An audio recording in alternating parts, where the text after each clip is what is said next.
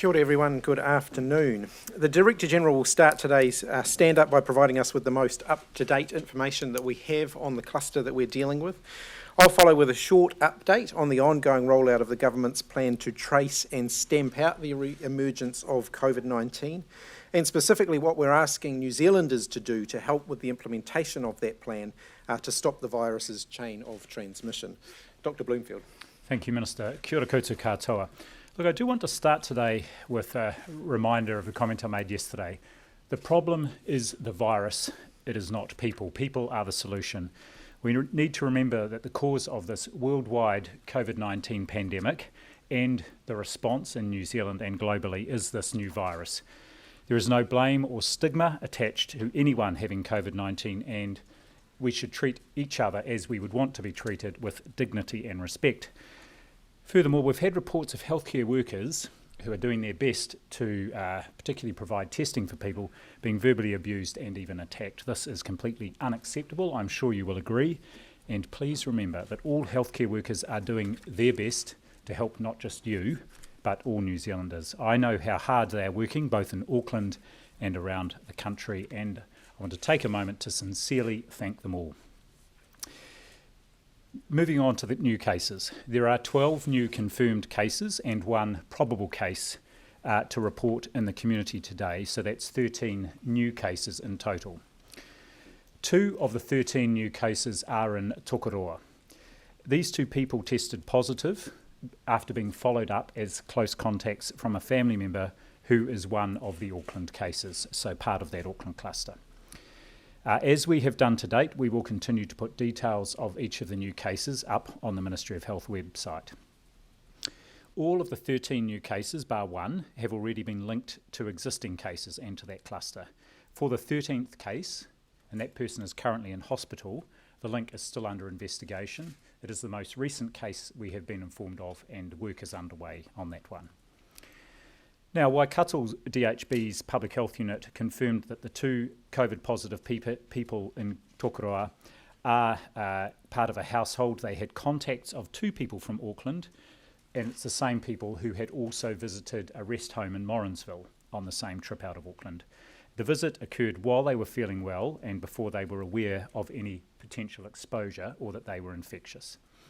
Others in that household have tested negative, and staff at the DHB remain in very close contact with the family and are providing support to the family, who are all currently self-isolating, have been very helpful and cooperative. Close contact tracing has been underway with a number of wider whānau members in that group who are close contacts, and arrangements are being made to establish a bespoke quarantine arrangement for that wider family. There will be a community testing facility operating in Tokoroa throughout the weekend. As I noted yesterday, we're now asking that all positive cases and, where relevant, their family members or household members transfer to the Quarantine Auckland facility in Auckland for those Auckland-based cases. This is so we can greatly reduce the risk of transmission, especially within households, and any inadvertent transmission into the community. And currently 38 people linked to the cluster have already moved into the Auckland quarantine facility. This includes the cases and household members. So the 12 new confirmed cases to report today bring our total number of cases, confirmed cases, to 1,251, and we will report that through to the WHO. Our total number of active cases is 48, and 30 of these are linked to the outbreak in the community. As I noted earlier, we have just the one person who is in Auckland Hospital. We do continue to investigate all close contacts. The primary means of doing this is through interviewing carefully each positive case, identifying contacts, testing and isolating those who are close contacts, and assessing casual contacts who may need to be tested, and also to provide them with advice around vigilance around their health. If symptoms appear, anyone who is a casual contact will seek advice from Healthline or their GP. Our National Contact Tracing Service has 771 close contacts identified. As at 10 a.m. this morning, 514 had been contacted. And again, ask anyone who is called by the contact tracers to please take and or return the call. And so far, we are tracing 83% of our close contacts within that desired 48-hour period. Now, in addition to Mount Albert Grammar School and Pakuranga College, 2 other schools and a preschool are fully closed after confirmed cases have been linked to each of them. This has been in the media since this morning because immediate action was taken with those educational facilities last night. Auckland Regional Public Health is tracing close contacts at the 2 schools and the preschool. While they do this, pupils and their families have been asked to be vigilant for symptoms after 1 student in each of the 2 schools tested positive. So the schools are Glamorgan School in Auckland's North Shore and South Auckland's Southern Cross Campus, and a preschooler at Taiawhau Puaseisei Preschool has also tested positive. Moving on to our lab processing of tests. Yesterday, 15,703 tests were processed around the country, our highest number of tests processed in a single day by some margin. So the total number is now 524,414. Demand has been high at our dedicated testing centres across Auckland, and thank you to those who have waited patiently. There are now 16 testing stations around Auckland, and people can also be tested at their GP. Phone ahead if you are symptomatic, please. A reminder, we are only testing symptomatic people at the moment, so please keep that in mind. It's very important that we focus on identifying any possible additional cases out in the community, and we will not. And if you are not symptomatic and turn up at a CBAC, it is quite possible you will be turned away. So we need to make sure we are focusing our testing and our laboratory throughput on the people who are at highest risk. Just an update on the aged residential care facility in Morrinsville. As I commented, the 2 people who were COVID positive visited the Kingswood Rest Home in Morrinsville before they knew they were exposed, and indeed before they were symptomatic. I want to thank the rest home, which has responded very rapidly and appropriately, working closely with the local medical officer of health. The resident who was visited has tested negative, as have staff members who had interaction with the visitors. However, all staff and residents have been tested, and their swabs are in the process of being analysed at the moment. We expect those results later today and tomorrow. The DHB is working closely with the rest home, and they have all the PPE they need and other support. Finally, on actually 2 more comments. QR codes, we now have 1,172,800 registered users. That's 386,000 downloads in the last 24 hours, and over 171,000 posters created. A reminder that the app does not use any data to download or when you use it, as we have worked with telecoms companies to ensure there are no barriers to you or anybody using it. Finally, a comment on stockpiling of medicines. The Chief Executive of Pharmac, Sarah Fitt, notified me this morning that people are starting to stockpile medicines. Please do not do that. That will mean it will be very difficult for some other people to get the medicines they might be. Rest assured, the supply chain for all our critical medicines is not at all impacted by the current situation. Pharmacies are an essential service, so will be open, of course, in Alert Level 3 in Auckland and around the country under Alert Level 2. Thank you, Minister. Thank you to the Director General. As Dr Bloomfield has said, all of the cases that so far have, at this point, are connected. They are all part of one Auckland-based cluster, and that is good news. 26,000 tests have been processed in the last 48 hours since this exercise began, and we've seen no evidence of a positive COVID-19 case outside of Auckland that is unrelated to the cluster that we are dealing with. We've got 2 confirmed cases in the Waikato with a direct link to the Auckland cluster, and 1 case in Auckland that is still under investigation. But we, of course, are not out of the woods yet. Continuing our plan to rapidly contact, trace and test over the next couple of days remains our number 1 priority. And that priority remains in Auckland, where the bulk of the cases are. That's where we're focusing the lion's share of our efforts. For the rest of New Zealand, our message remains for people to be vigilant, to wash your hands, to stay home if you're feeling unwell, and to call Healthline or your GP if you have any doubts. As the Director-General has outlined, the number of tests undertaken over the last 2 days has accelerated rapidly. Our key message for the people of Auckland right now is that we need these tests to be available to people that the Ministry of Health has identified as being the priority. These are people who have had anything to do with any of these locations over the past week. The Ports of Auckland, Americold and Finance Now. If you've been to any of the locations in Rotorua and Taupo listed yesterday and you're showing symptoms, then you should also seek a test. If you are well and you're seeking a test, you could be preventing someone that we need to be tested getting that test. We do completely understand that people are anxious, but we've got a plea for Aucklanders in the next couple of days. If you are well, if you are not a border worker or you're not employed at an MIQ facility, if you are not an identified close contact or have come into direct contact with a known positive case, and if you're not showing any symptoms, please do not come to the CBACs, the community-based assessment centres, because it's slowing down these priority groups getting the testing we need. So I repeat, unless you're in one of those priority groups or you're showing symptoms consistent with COVID-19, please do not come to the Auckland testing stations over the next couple of days.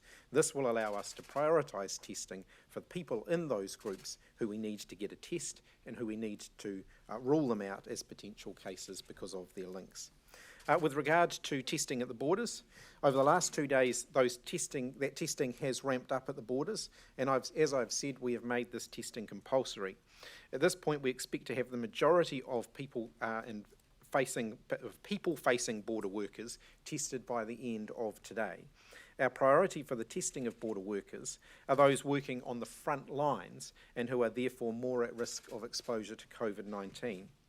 That at-risk category is a much smaller number than the overall number of people who are working at the border, some of whom will be at very little, if any, risk of exposure. There are over 280 staff who work on the front line of the border at the Auckland International Airport. Over the last 24 hours, on-site testing has ensured that most of these staff have been tested, and the few remaining to be tested will be done so over today and tomorrow. For instance, by last night, 100 of the 141 customs staff had been tested, and the remainder were being tested today. Around 50 Ministry of Primary Industries staff work at the Auckland airport border. 75% had been tested as of last night, and the rest will be tested over the coming day or two. All Immigration New Zealand staff working at Auckland International Airport have been tested who worked there during the past 72 hours have now been tested on site. The staff that work in night shifts have been tested using CBACs or their local GP. Immigration New Zealand staff not working since Tuesday have undertaken voluntary routine testing prior to the return to Level 2 and Level 3, and they'll all be tested again when they return to work. Border agency staff who weren't working are being called in for a test or being instructed to go to their GP to get a test. On-site testing at the Ports of Auckland, the Ports of Auckland tested 500 people yesterday, and that testing continues today. Most customs and MPI frontline staff were tested yesterday or today.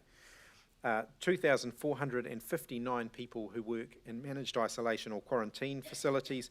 Of those, 1,435 have been tested in the last 48 hours. Finally, just a brief word on face masks.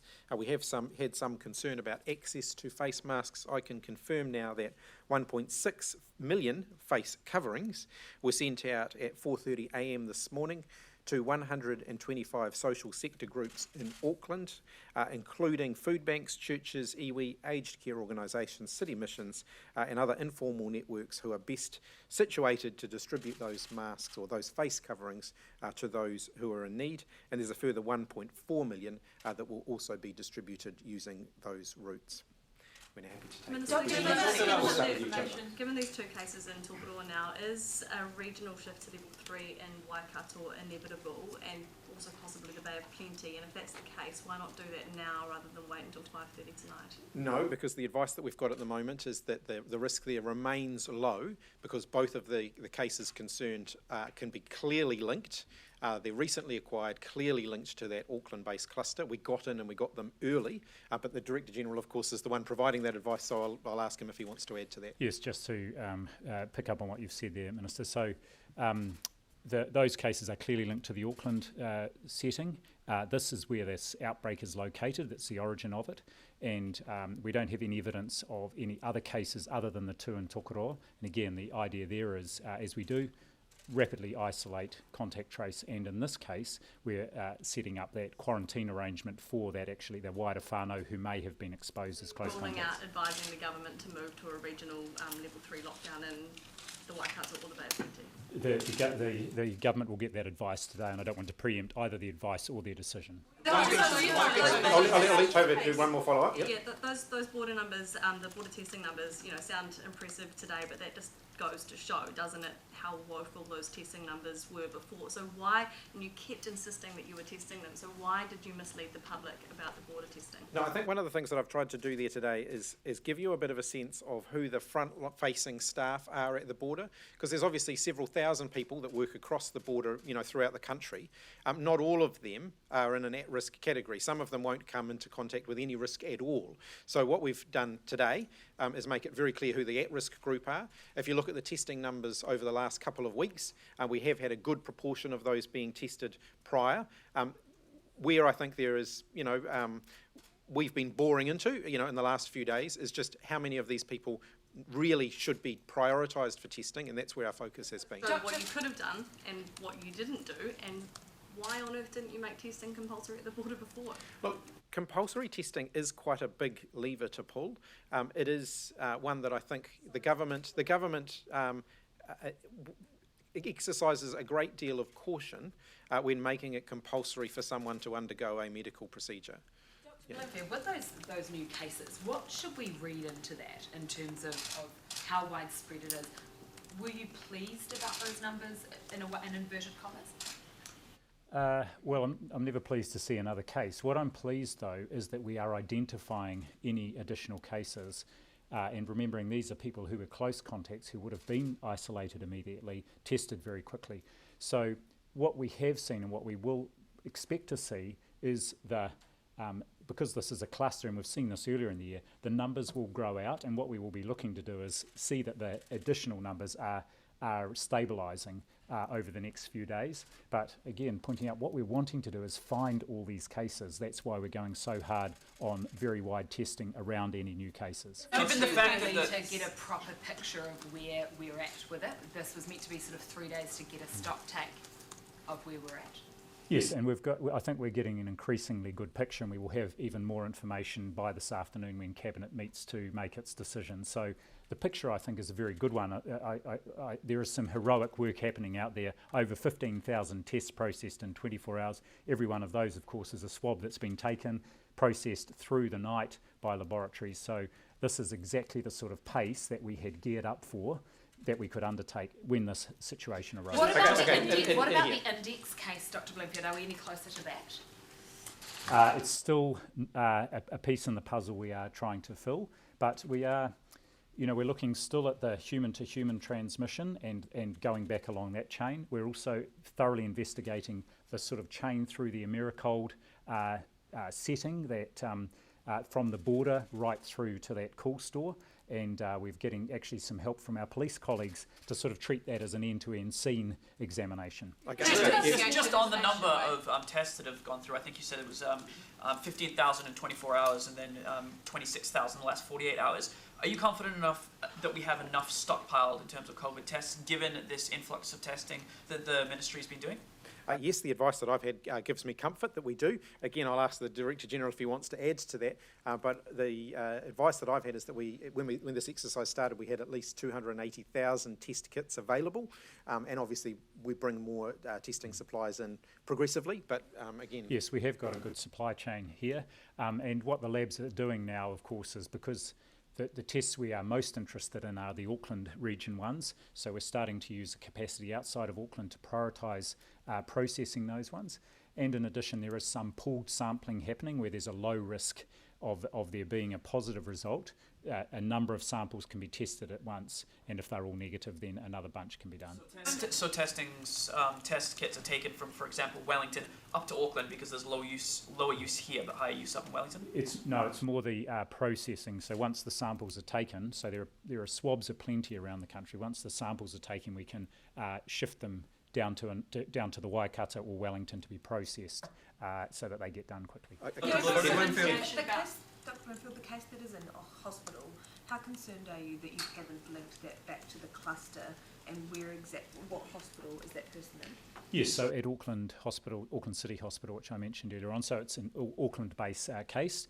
I'm not concerned at this point because it's very early on and it's under investigation, and it was sort of the most recent case. It just made our 9 o'clock cut-off this morning, so it's well under investigation, and hope to have an update on that later today. Do you believe it will be part of that cluster? I couldn't say, it's under investigation. Okay, we'll come down here. Dr. Bloomfield, what will your advice to Cabinet be regarding the need for restrictions outside of the Upper North Island? Oh, look, again, I just don't want to preempt the advice. It's in development, and my advice, the health advice which goes to the Minister, he shares that with the Prime Minister and his colleagues, and it's a key piece of the advice that is taken into account, but it's Cabinet's decision. I don't want to preempt. Just before we take any further questions, I do just want to be clear here. The Cabinet will get advice when we meet at 3 o'clock this afternoon. That advice is still being finalised. We won't get into what that advice will or won't contain at this point, because obviously that's a picture that is still emerging, and then we will make appropriate announcements later on this evening about the decisions that Cabinet takes based on that advice. So here we go.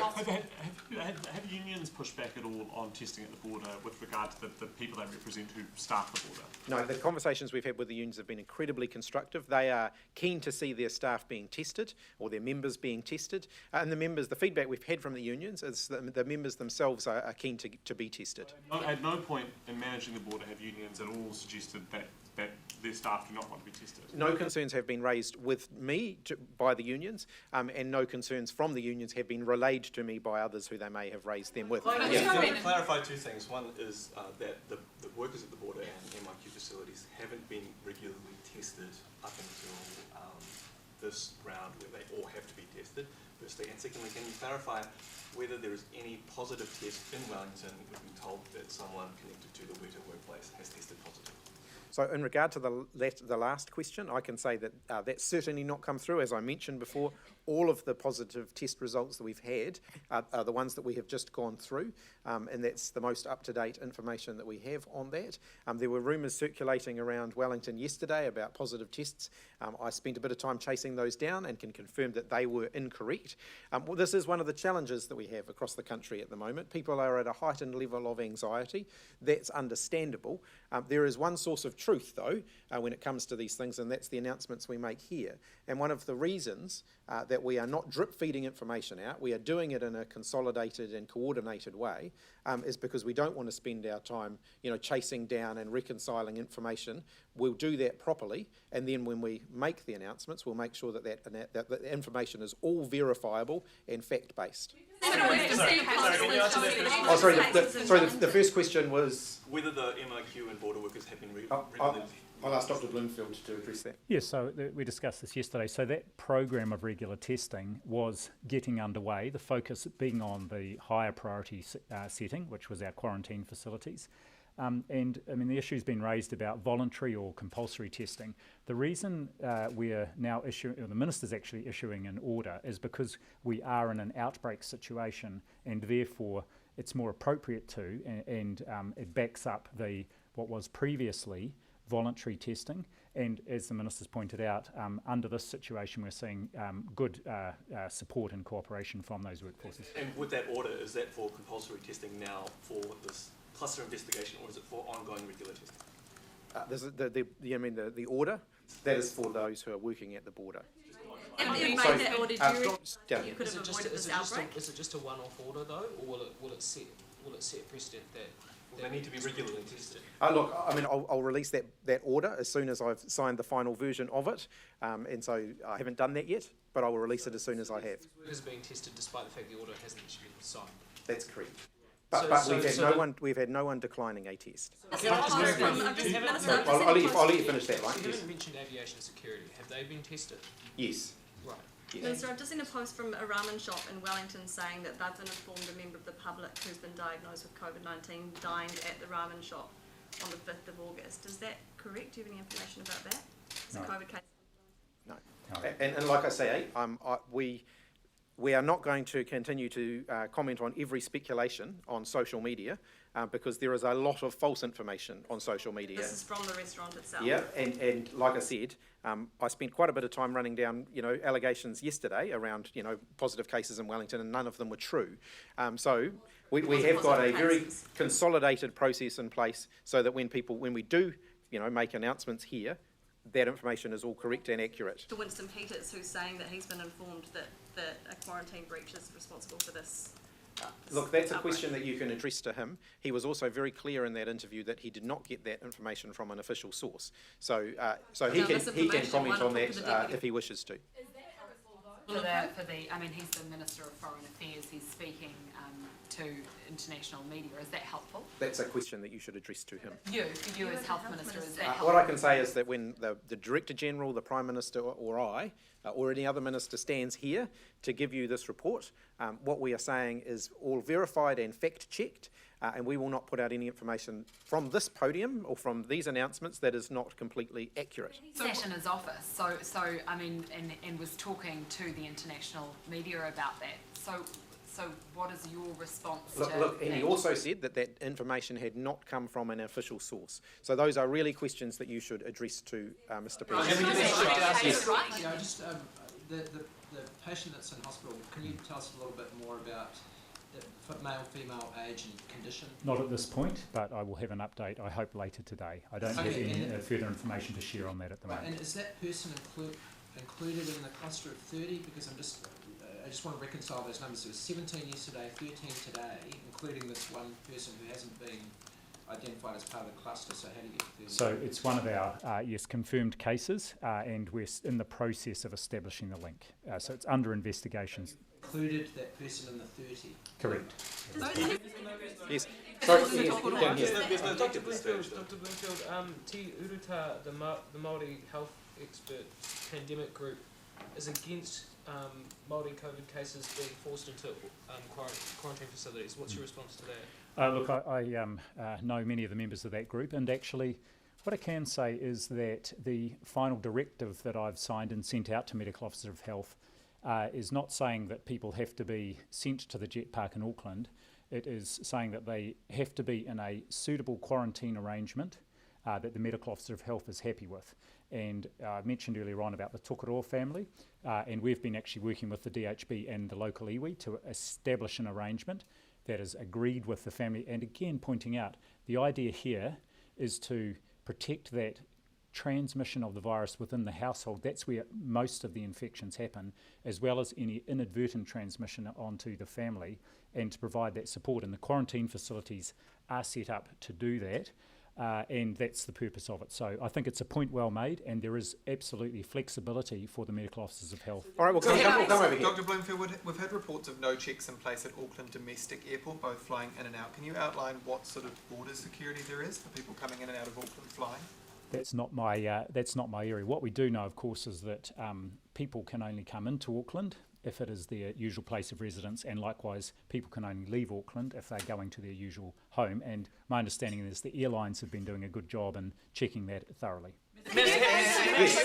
And are you satisfied with the amount of resourcing at Auckland testing stations? We've had reports of only a couple of nurses being at testing stations and thus the long queues. Are you satisfied with the resourcing there? Look, I know the DHB's put additional testing units in there over the last few days, and I am satisfied with that. And the key point here is there are two parts to this. One is having the testers there, but also making sure we are getting all those different workforces, including those not rostered on or working night shifts, through and arranging that. And so we're working really closely with the border agencies. Sorry, I'll yield to Amelia.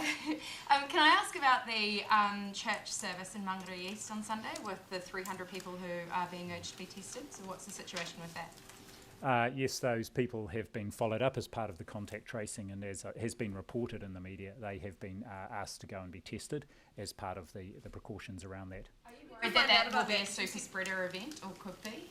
Well, it's hard to know until we've done the testing and got the results. The important thing there is people are being, and I just want to thank Auckland, they've been very good at being available, being contactable. We're having really high rates of being able to contact people quickly and asking them, and they are self-isolating and being tested on request. So what will be helpful, and we've seen that already, is those people going and be tested. Last yesterday there was no evidence of a super spreader event. Because there is no evidence yet. Evidence of a super spreader. Yeah, Oh, no, the super spreader doesn't apply to the event, it applies to the person. So there are some people who seem to shed an enormous amount of virus. This was the case, for example, the very first South Korean outbreak was someone who was classified as a super spreader at a religious service, and hundreds of people were infected by that one person. So it's a very small number of people who seem to have shed an enormous amount of virus and create a lot more infection of other people than normally happens. Remembering the sort of R factor of this virus is usually somewhere between 3 and 5 people infected by one person. There are some who seem to infect dozens or even hundreds of people. You did say yesterday that the family didn't attend church on the weekend, didn't you? This is a different family. Yes. Does testing at the ports of Auckland indicate that is now a point of suspicion for virus entry? No, we made it very clear, and I think we set this out right at the beginning of this exercise, that because we do not know the point of origin of how the first family or the first identified case contracted COVID-19, we are being absolutely scrupulous and checking all of the areas where it could have come in. And so we're being very vigilant at the ports and at the border with our testing, because again, it's part of our elimination process. Why were you not doing that testing of the ports if it's a risk? Well, look, I think we've already gone through that. There was testing taking place in those areas.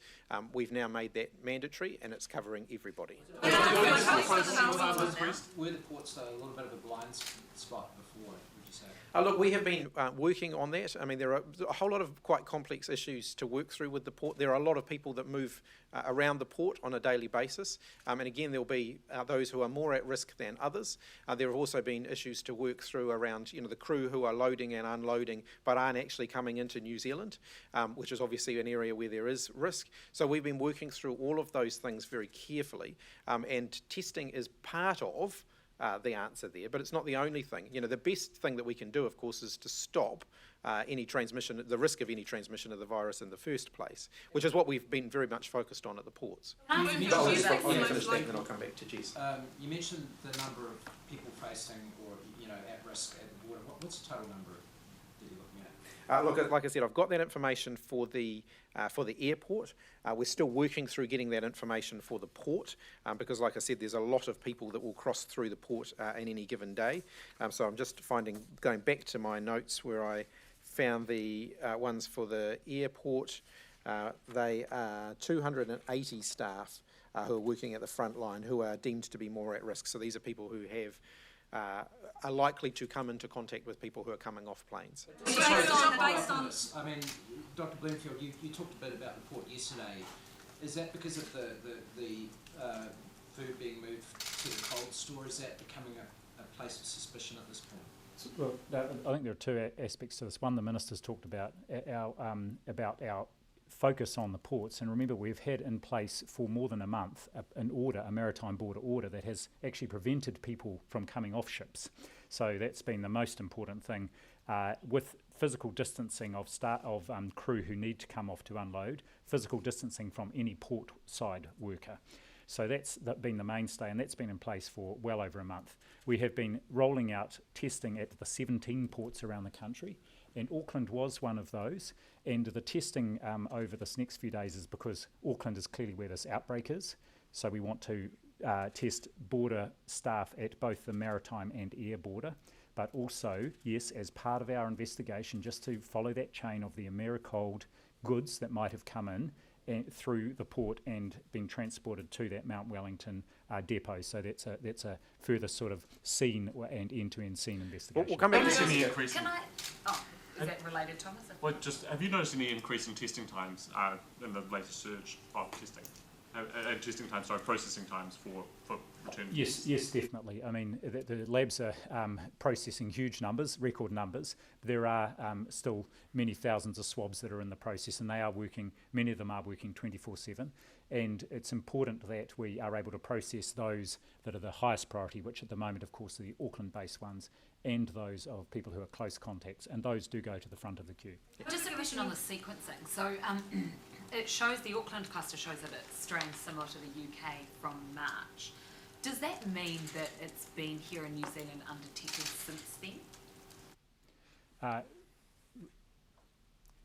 It's similar to a UK strain that has been in the country since March, but it will also potentially have been coming in with some of our positives who have been detected at our managed isolation facilities. So it doesn't mean it's only, we haven't had any since March. So we are going back and looking at the samples of all those in managed isolation or quarantine in the period since. I think there is, we have rehearsed this, I think there's very good evidence to suggest that it hasn't been lurking in the community. And I think the nature of this outbreak shows how actually once you identify that first case, you find quite a lot quite quickly. And we just wouldn't have not found cases over the last 3 months if it had been still lurking away in the community, especially because we were going into winter. Does that suggest therefore that it is linked to a breach at isolation? We'll come back down here, then we'll come up to you. Yeah. Talk about the super spreader being a person, not an event, but there are clearly environments that are higher risk. That's why we have the ban, especially on indoor gatherings where people are tightly mixed together. So other than the church service in Mangere that's already been flagged, are there other events in those kinds of environments that you flagged in the history of those positive cases in the last 2 weeks? There is the church event that you just talked about with the 300 people. And of course there have been the schools that we've mentioned, all of those. So those are locations where potentially, because there are a lot of people and potentially a lot of close interaction with some, especially in early childhood education, but we've told you about all of those. At this stage there are no other large events like a super rugby game that have any connection to the outbreak. So we'll come up to Mikey. Sorry, you're right behind a very bright light, so I might have missed you earlier. Thank you, Minister. So just given the link then to the UK genome, and you're saying that it wouldn't have been here silently, it would have come in through the border, therefore the isolation facilities, does it therefore play into Winston Peters' belief that any breach must have been at a facility then? Well, we simply don't know, and that's why we're doing the genome testing. And if we can get them, at the moment, as I said, I think a couple of days ago, now with that initial genome testing, we didn't find a match between the genome of these current cases and the current outbreak with any of the samples that had been analysed from people who were positive cases in our managed isolation facilities. So saying not all of those samples had been able to be analysed, but they are continuing with other samples. Yeah. Minister, Dr. Ashley Bloomfield said at the beginning there have been members in the frontline staff that have been abused by people that were going to get the COVID test. What's your message to, first of all, is that acceptable, and what's your message to people that have been engaging in this sort of behaviour? And any more details as well? Yeah, so I'll ask Dr. Bloomfield to give any further details on that he wants to. But my message to all New Zealanders is this is an incredibly difficult situation for all of those working on the front lines, wherever they're working on the front lines, whether it's the police working at the roadblocks, whether it's our staff working at the airports, including at the domestic airports where they're under a lot of pressure as well, whether it's people working in medical facilities, hospitals, those who are on the phones, those who are doing the testing. Please be patient, please be kind. These people are working exceptionally hard to provide New Zealanders with the care and support that they deserve. There are no grounds under any circumstances to be abusing those people. Can I ask about the cases in Tokoroa? You said they were linked to an Auckland family. Did that Auckland family visit Tokoroa or the other way around? And what specific precautions are you taking in that township to make sure COVID-19 doesn't spread there?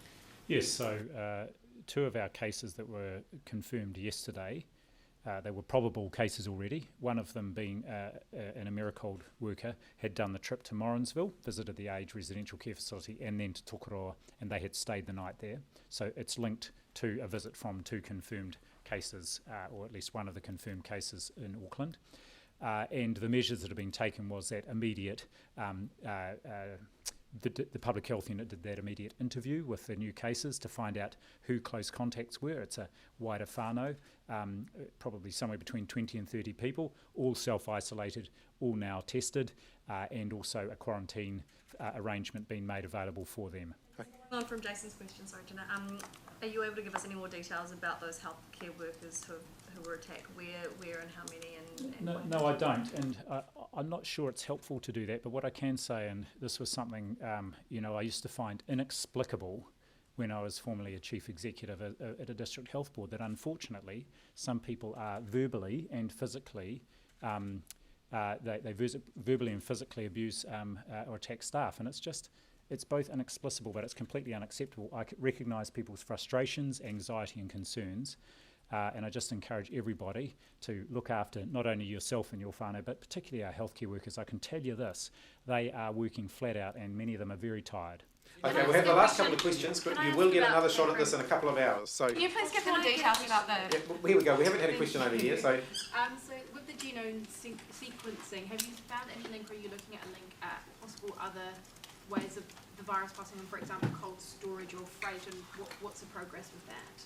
So there is a Ministry of Primary Industries team on site today at the cold store doing testing to identify whether we can learn anything from that, and obviously as soon as we get the results of that we'll be in a position to add that to the pool of knowledge and to let you all know that. But again, I'll ask the Director General if he wants to add to that. Nothing to add to that. We're looking at all options on this in this case, and if it will be harder probably to extract DNA out of samples in the environment if any are found, but it's certainly part of the puzzle. Even just if we do find virus on surfaces in those cold store facilities, that may well help with the puzzle. All right, one more from Tova and then Jess, and then we might need to wrap it up at that point. Thank you.